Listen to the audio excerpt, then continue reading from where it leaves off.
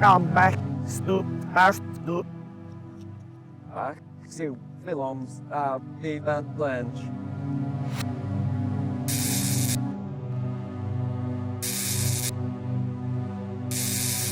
Indeed, we are back with part 2 of films of David Lynch. Going forward, not backwards talking. We're looking at all of his work post Fire Walk With Me. So I take it you guys did get my Snapchat about not wearing the same shirt accidentally again? Snapchat? What's Snapchat? I don't know. So we ended with Fire Walk With Me, which is, I think I said this, I think it's one of the scariest movies. Unsettling, creepy, dismissed at the time, but now I think most people have learned to appreciate it. If you're a Twin Peaks fan and you're coming into it, there are tons of people who are constantly asking, should I start with Fire Walk With Me first? And the answer is always no. Oh, but why such a long break from Lynch before he did his next film? Like after Dune failed, he took some time to figure out what he wanted to do next. And, he got into his art, his painting and his sculptures, and he's also a musician too. So he's got other pots on the stove. And what was that next movie? Lost Highway. How'd you get inside my house? You invited me. It is not my custom to go where I'm not wanted. Who are you?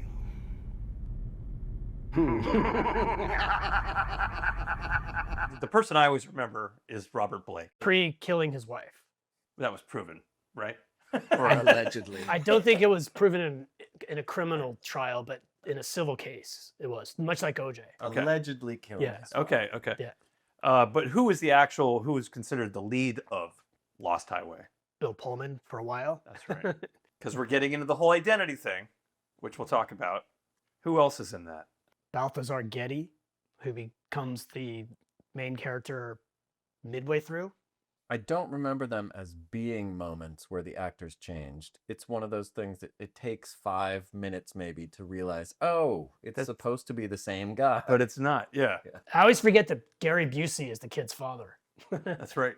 I know at the end we were going to talk about like a list of how we might rank the most menacing characters. I got to put Robert Blake high on the list though. He's very creepy. Yeah. Is he supernatural? Or is he a metaphor for Lynch himself? Because he's kind of a director, a character where he's basically filming Bill Pullman and Patricia Arquette. And then he might be the instigator for them changing identities. So is he a metaphor for Lynch himself? I really enjoy the scene where they first introduce that character, where they're at a dinner party and just this strange clown-looking figure. His eyes all white and fixed. His eyes, fixed on and he tells the character to call his house. I told you I was here. How'd you do that? That made me think, he's not a real person, he's a metaphor. But then later in the same scene, people are talking about him. He's people actually see him. I don't know his name. He's a friend of Dick Laurent's, I think. There is a more overt villain, Robert Loggia, who plays Dick Laurent. The big fucking 1,000 people were killed on the highway last year because of fucking assholes like you. He's just this like gangster hood. He's actually more in line with Dennis Hopper, I think, where he's just like completely out of his gourd. The first thing you hear is Dick Laurent is dead. the circular nature of the movie. That ends up being Bill Pullman himself leaving that message on the intercom at the end, for himself. For himself. This movie has been described as a Mobius strip because you see both sides. It loops back on itself, but at the same time, there are two characters that are part of the same character, that are different sides of the strip. You could say there's a 3-movie connection between Lost Highway, Mulholland Drive, and Inland Empire. Yeah. And this starts it, which is one of the themes about identity. Two people sharing the same identity. Yeah. Or two sides of the same identity. Or an actor or a character becoming lost in a film. I mean, are those 3 movies sisters? Yeah, I think so. Supposed to be considered a trio. Losing one's identity or break in one's psyche. All 3 of these films deal with that. Lost Highway is more of an overt, like film noir, like a 90s film noir. Patricia Arquette, she also becomes a new character. And her second character definitely looks like the classic femme fatale. How did the movie do? It was very polarizing. People either liked it or they didn't. And I think that's true with all of Lynch's post Fire Walk with Me stuff. I liked it more this time around. Okay. Actually. All right. Yeah, because I feel like watching them all together, you get these Lynchian tone things, and you say, "Oh, wait, that's just like this other movie." Yeah. I like it more and more every time I see it. Yeah. I liked it. I don't fully know the genesis of his next project, but it's a complete departure. And we're talking about The Straight Story.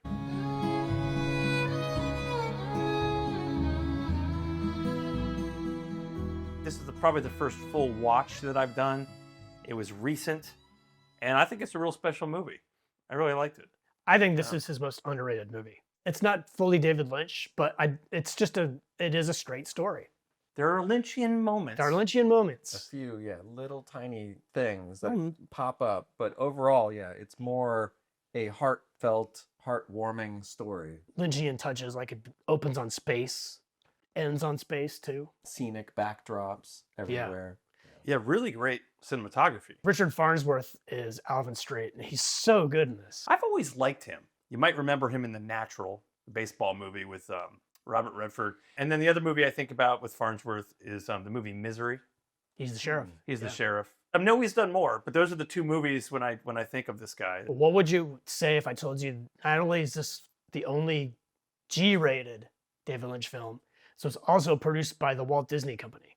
That's a little weird. Well, it wasn't produced by them, but it was distributed by them. So this is a Disney released G-rated David Lynch film. This is one of my dad's favorite films. My dad is not into surrealism. My dad loves like Jimmy Stewart and Frank Capra and classic Hollywood movies, but he loves this movie. I like the supporting characters in it. I like Sissy Spacek as his daughter. His daughter. She's great in it. She has a really sad backstory that they get into. There's a Twin Peaks person in this movie. There is? He's the John Deere tractor. Everett McGill. Yeah. Big Ed. It's like a simple story. Like he can't drive. He's an old man. He's 80 something, and he's got to go see his brother who just had a stroke, who lives in Wisconsin, and he lives in this farm in Iowa, and he drives his lawnmower. Well, his first is shitty, Yeah.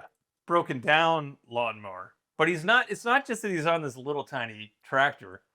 He's also hand welded a trailer behind him. Yeah. But that thing's huge. I mean, I know it's a cliche too, but the movie is like also all the friends that he makes along the way. Yeah. That is the story. Well, that's a road movie. I really like that part that he's just meeting some of these people, and everybody like bonds with him that he meets too. He's got that one great line where the young guy, one of them says, "What's the worst part about being old, Alvin?" Well, the worst part of being old is remembering when you was young. He meets that one old guy who was also in World War II, and they like share their experiences. That's a great scene. And they're pretty messed up. Oh yeah. There's also the girl at the fireside that is pregnant and running away from home.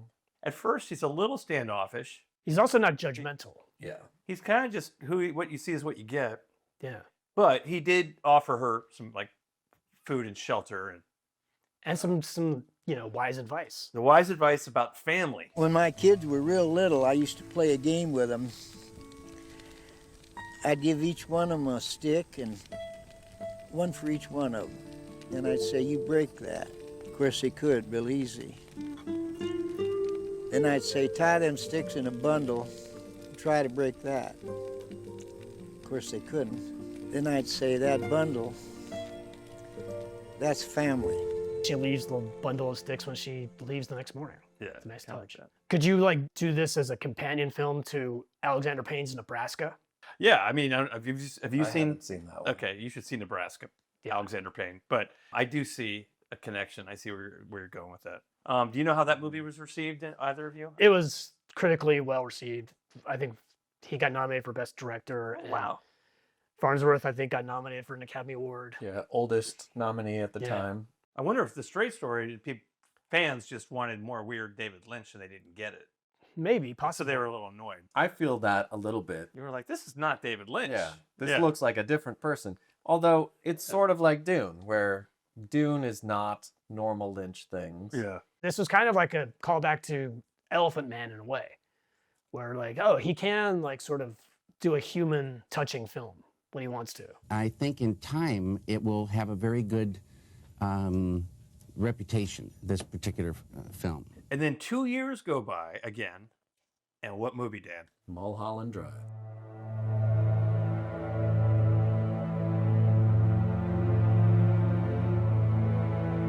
Definitely. I get the identity thing in this one. It's the most obvious one. Yeah. Naomi Watts, I think, is really good in it. Did you guys know that this started as a project as a semi-sequel to Twin Peaks initially? No. It was supposed to be Audrey Horne. She decides to become an actress and goes to Hollywood to become a young starlet. Get me out of here! Lynch got into Lost Highway and then Stray Story. There was too many other projects. And in between that, like, it just evolved into this other story. Okay. And then originally it was a pilot for TV, so it was going to be its own series. And then ABC produced it like they did Twin Peaks and saw the pilot and were like, nope.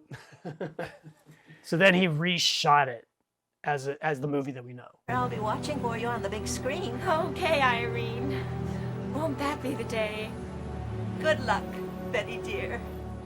And I love the intro where she's being escorted almost through the airport and outside by this nice old lady and her husband. And then all these smiles. The smiles are just out of control. It's really the first tell that maybe this isn't quite reality. After she exits from the airport, they cut to them driving. And it's like so bizarre. Well, don't forget, they like... I know. They walk out of a bag, miniaturized later in the film. They're fucking evil. It made me think of Twin Peaks. They're the menacing supernatural forces, but you're meeting them at the beginning of the movie as a nice old couple. It is a break from reality. She's imagining herself as this other person. In reality, she's this drugged out, washed out actress. The Laura Herring character has like left her. Right. That is one interpretation. That is one interpretation, yeah. Right. Well, it's also another theme is guilt, because you learn that she's hired a hit to kill her. To kill her because they dated, and then she left her to be with Justin Theroux's character as the director, and she was shattered. That's what shattered her reality. The fake reality. The movie really starts with that. If the first half of the movie is her fake reality, why do we see her not in scenes? You also see like a weird cabal that's behind the scenes of the movie that's being produced too. And Michael Anderson, the little man, is like the head of it. There's also that weird cowboy guy. The cowboy. The enforcer. Yeah. But she isn't in those scenes, so I don't quite get that. There's ambiguity about whether, is that all the fake reality, or was that her as a starlet remembering how her starlet days were? The film never really tells you which one is real, and so it's up to the viewer to decide what they feel about it. This movie has one of my favorite Lynch scenes, which kind of has nothing to do with the rest of the movie. And again, this goes back to my reality thing. Yeah. Are you leaving her fake reality for a minute to meet this real reality situation? Don't know. But anyway, this guy is talking about this recurring nightmare. There's a man in back of this place. I hope that I never see that face ever outside of a dream. So the guy convinces him it's just a dream, and there's nothing behind the place.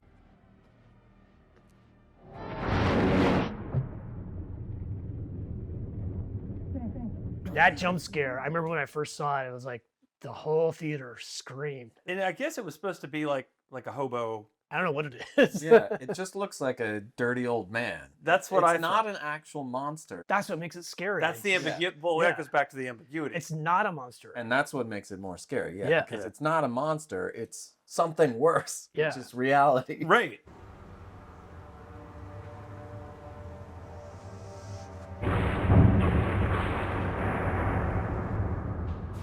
Club Silencio. Club Silencio. Club Silencio. That whole bit, man. Part one, I mentioned the interlude, or the part of the movie that David Lynch just says, okay.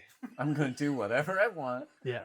Cheryl Lee, Laura Palmer, and the woman who played Ronette Pulaski in Twin Peaks and Fire Walk With Me are both in the audience there. I don't know if that's a Twin Peaks connection or just like a little Easter egg. That also touches on the what is real and what is not, because they say overtly this has all been pre-recorded. So all of the lyrics, all of the dialogue has been pre-recorded, which means there's a conflict between what you're seeing and what is real. Il n'est pas de orchestra.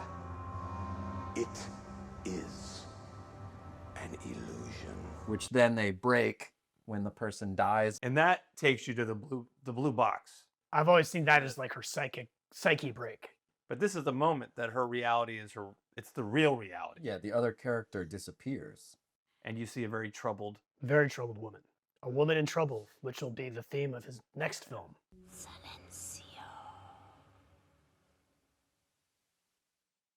What's that next film, Chris? That movie is called Inland Empire.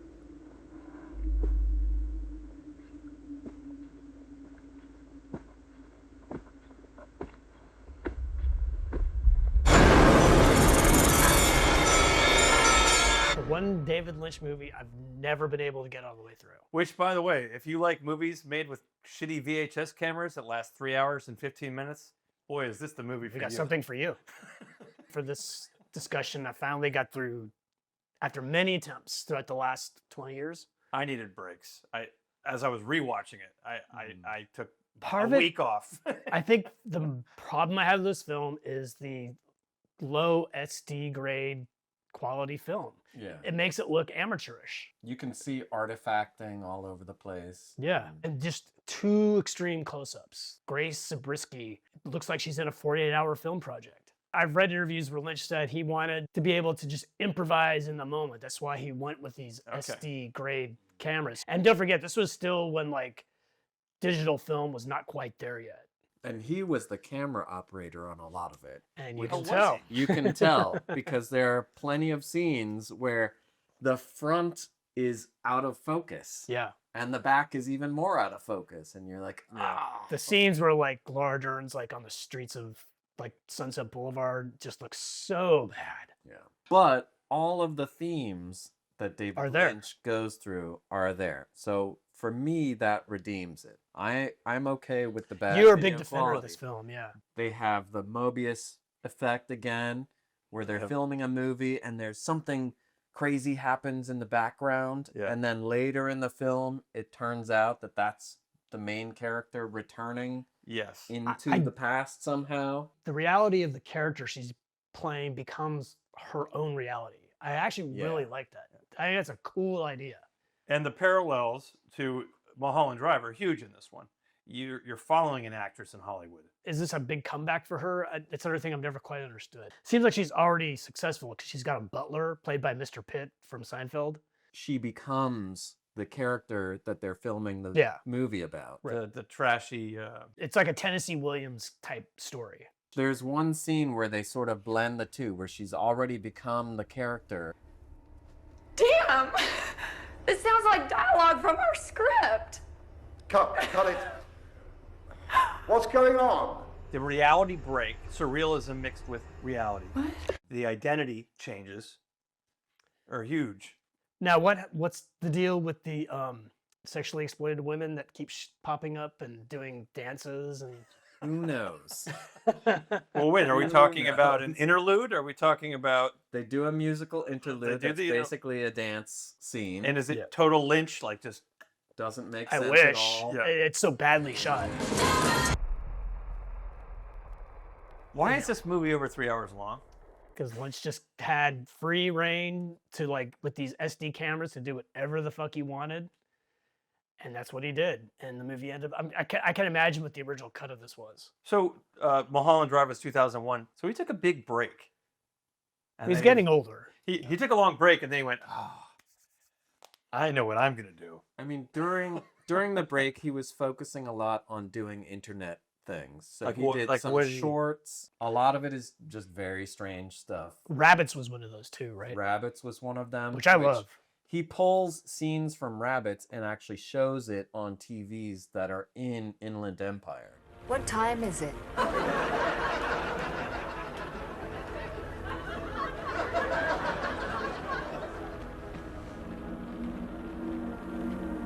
I have a secret. Let's talk about the rabbit scene real quick. It's David Lynch's version of a sitcom, which I think is brilliant. Well, the laugh track is funny. It's very anti-comedy sitcom. Is there an I don't underlying... I don't know how it relates to Inland Empire, but it's great. I love it. It's fucking crazy. I don't think if you're not a Lynch super fan, it's a movie that you should watch. It's my least favorite. I would not recommend it to people that just want to absorb all Lynch things, which you're a super fan and you haven't even watched. I know, yeah. So. Actually, that's true. It's very true. Yeah. You say I love everything he does. I don't. Well, maybe it's because they didn't have a 21-minute scene where a guy was like looking at a shadow on a wall. Maybe. But see, at least that was shot on film, that it might be interesting looking.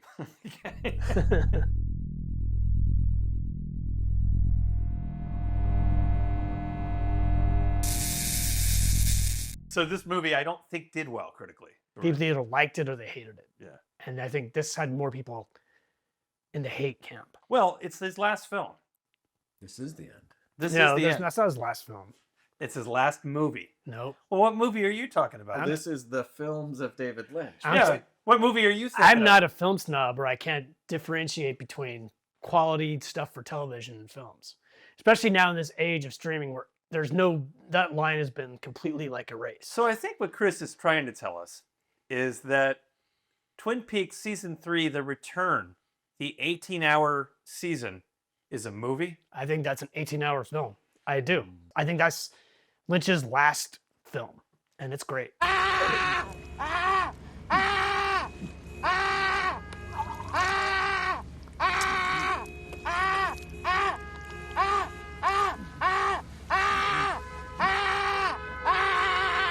It is a TV show, but... And it's 18 episodes. It is structured as episodic to a certain point. I think it's a great thing to end on with our discussion with Lynch because it brings you back to Twin Peaks, which let's just call it what it is. Twin Peaks is his flagship. I think he never fully left that universe. There was something special about it to him. That's why he did Fire Walk with Me. The things you didn't like about Twin Peaks Season 1 and 2, probably that would be redeemed here. Yeah, they're mostly completely gone. The sitcom / soap opera pieces. Yeah.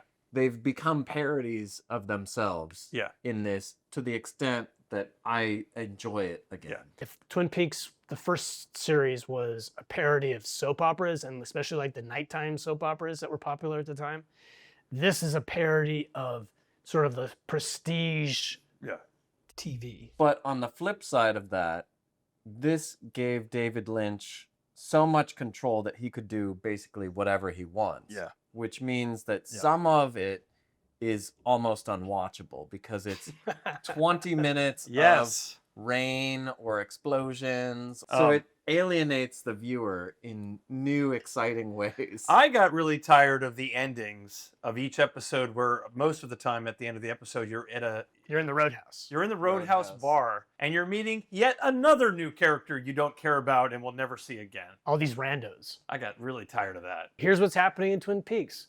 And it doesn't matter because you're just seeing what's going on in the larger world. I need some connection to things, to plot. Why? Why do you need that? That to me was what propelled it into the parody.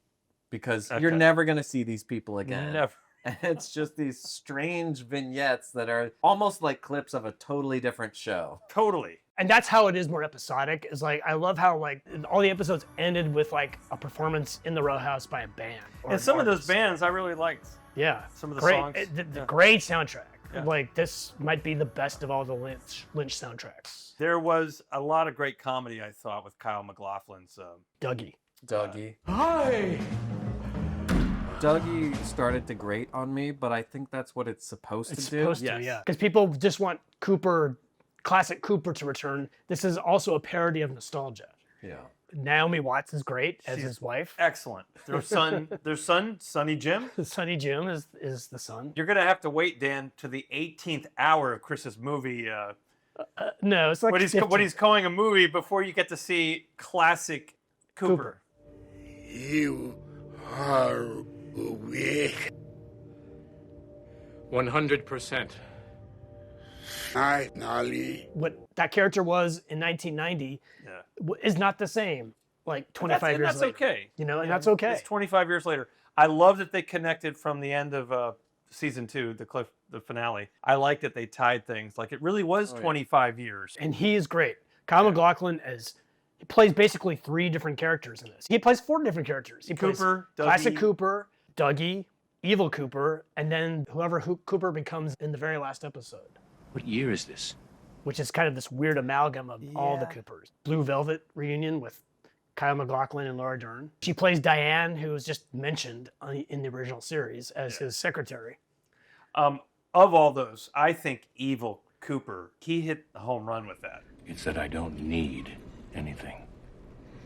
I want. We also haven't mentioned episode 8.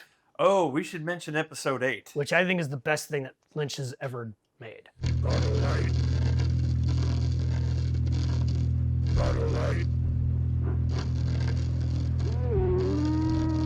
Yeah. I mean, I would agree with that more than the last episode of. That's why I have to include this in our discussion of the films of David Lynch. So if you've never seen Twin Peaks: The Return, the 18-episode 3rd season, episode 8 is pretty. It's a trip. It's a trip, and there is an underlying story that I'm kind of picking up though about the formation based on a nuclear explosion, the Manhattan Project, the birth of something evil. The atomic bomb rips open some sort of rift in the space-time continuum.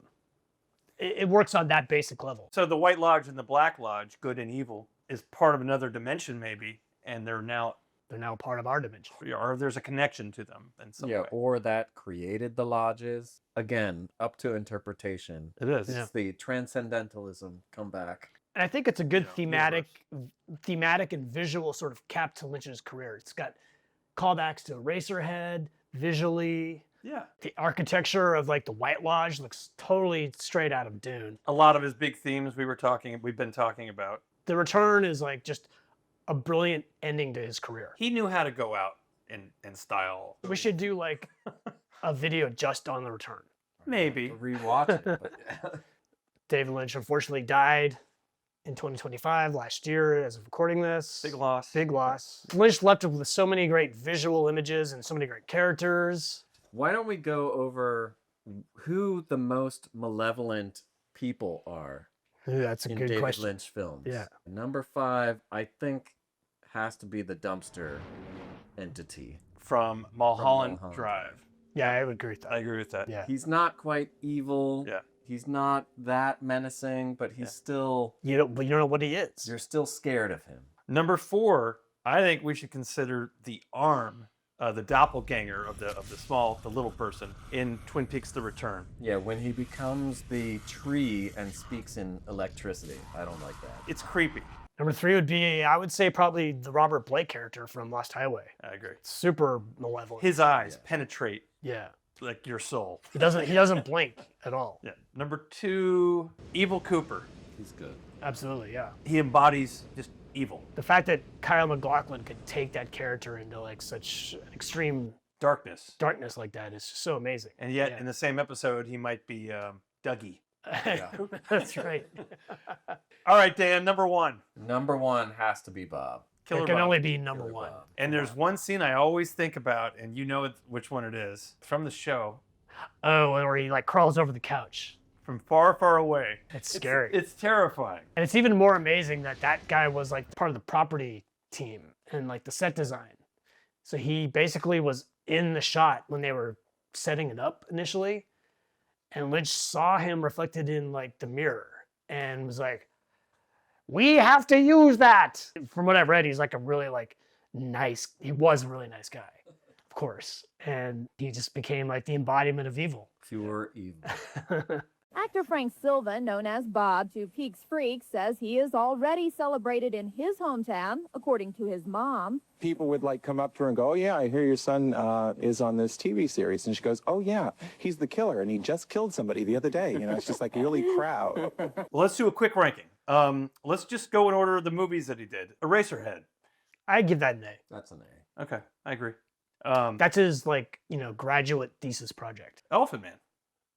I give that an A as well. Yeah. Give it an A minus. A minus. Dune. Dune. I've always had a soft spot for Dune. I know it's not perfect, but I give it a B minus. Yeah, I'm around there too. I'll go with that. Yeah, I was gonna say B or B minus. I have nostalgia for it every I time. do, I yeah. rewatch it and still love it. Blue Velvet. I give it a solid B. I do too. It's a B. Yeah. Yeah. It's always been a B movie for me, and it's always stayed that level, I think. Yeah. Wild at Heart, the next film, is the biggest fall for me. Well, this has an F for me. So I had a feeling Dan was gonna go D or F. I can't go that low. I give it a C. Back in the day, I would have given this an A. Yeah. It's now a C for me. I was gonna say like a C plus, but I'll just go with C. Yeah, it doesn't hold up. It does not hold up. Fire Walk with Me. It's one of the scariest movies out there. I think it's an A. Yeah, it's an A for It's me. an A. Yeah. Yeah. Lost Highway. I always have trouble ranking this one. I think it's an A because I really like the themes of it. I was gonna give that one a solid B, but Yeah, I rank this maybe a B minus. It's just okay. below Blue Velvet. Straight story. I really like this. No, it's not your typical David Lynch movie, but I give it an A minus. Yeah, it's an A minus. Same here. Then Mulholland Drive. Again, this movie went way up for me for the rewatch. Not an A though for me. I don't know if you guys. I give it an A. It's an A for me. It's Oh, wow, like, okay. it's one of my favorite Lynch's films. I was gonna say Mulholland is my favorite. Okay, I was gonna say a B plus. That leaves with Inland Empire. To me, that is my Wild at Heart. I was gonna say a D. I'm gonna give it a B minus because I just love the themes of it so much. I don't like the visuals at all, and I wouldn't recommend anybody watch it, but it is really pure David Lynch. I was gonna say a C for me, but then when you add the 3 hours and the fact that the SD quality drops it to a D. You know what? I will give it a D because it's got the brilliant rabbits in it. Yes, it does. So I'll does give it have a the D. rabbit scene. All right. Well, and wait, then what about The Return? the 18-hour movie? Which I give an A plus. I give it a solid A. I would say not applicable because it is not a movie. It's slippery in here. But there it is. David Lynch, no longer with us, sadly. Yeah. Big loss. One of the most unique filmmakers. American filmmakers. for sure. One of the most unique American filmmakers. Definitely auteur. Had artistic vision and did it and didn't care if people didn't like it. A true artist. Was able to get financing for most of what he did, Yeah. which is pretty amazing. He's made his mark. So how do we end a discussion like this? Good question. I mean, how do we do an appropriate and fitting homage for such a brilliant and unique filmmaker like David Lynch? Could you turn each one of us into a tea kettle?